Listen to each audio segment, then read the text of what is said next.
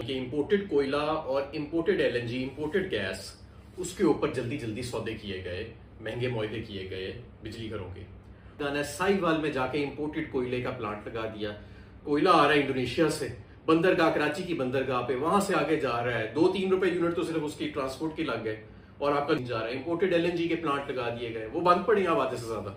Imported कोयले के plant 70% अब चल नहीं रहे। आपका 183 अरब रुपए की कैपेसिटी पेमेंट्स, यानी 2013 से 18 में जिनके सौदे हुए, आज 1400 अरब रुपए हो चुकी है। और ये 1-2 साल के अंदर 2000 अरब रुपए सालाना पे ये आपकी कैपेसिटी पेमेंट्स चली जाएगी।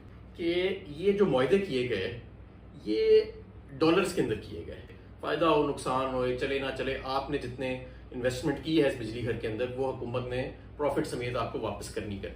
एक तो ये कि बगैर किसी प्लानिंग के ये प्लांट्स लगाए गए, गलत ईंधन पे लगाए गए और डॉलर बेस्ड